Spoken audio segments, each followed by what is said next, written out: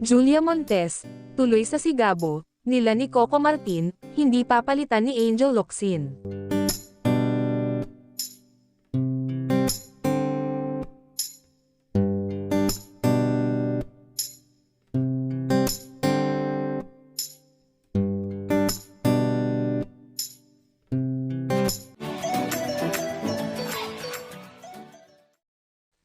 Usap-usapan sa social media na papalitan si Julia Montes sa seryeng Sigabo, kasama si Coco Martin dahil buntis daw ang aktres. May lumutang na chikang buntis umano kasi si Julia kaya nakatakdang palitan ito sa comeback serye nila ni Coco. Marami ang nag-aabang sa bagong serye ni na Coco at Julia, kaya marami ang nagtatanong bakit hindi pa ito na ipapalabas. May nagsasabing baka si Angel Locsin daw ang ipapalit kay Julia. Nag-viral kasi sa social media ang balitang pregnant ang aktres kaya hindi na siya makakasama sa Sigabo, bagay na pinabulaanan ng taong malapit sa aktres. Hindi totoong papalitan si Julia sa Sigabo.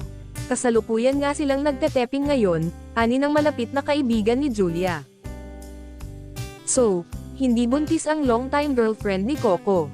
Oo naman, hindi pwedeng mabuntis kasi gumagawa sila ng TV series at hindi talaga pwedeng palitan si Julia kasi sa kanya ang kwento ng Sigabo, pahayag ng taong malapit sa aktres. Bakit nga ba kumalat ang chikang buntis si Julia? Hindi nga namin alam bakit may balitang ganuan. Nagulat nga rin sina Coco at Julia sa balita, wala, nagkatawanan na lang, kwento sa amin. Naisip namin na baka sadyang may nagpakalat para pag-usapan at ang papalit daw ay si Angel Locsin na matagal nang hinihintay ang pagbabalik sa showbiz. Hindi, malabo kasi para kay Julia ang Sigabo, sambit ng malapit sa aktres. Sa tanong kung natuloy sa Spain ang bakasyon ng Coco Jules, oo, dumating na nga matagal na, nagsushoot na nga for Sigabo, diin pang sabi. Walang binanggit kung kailan ang airing ng Sigabo sa Kapamilya Channel. Kaya aabangan na lang natin ang balita mula kay Coco Martin.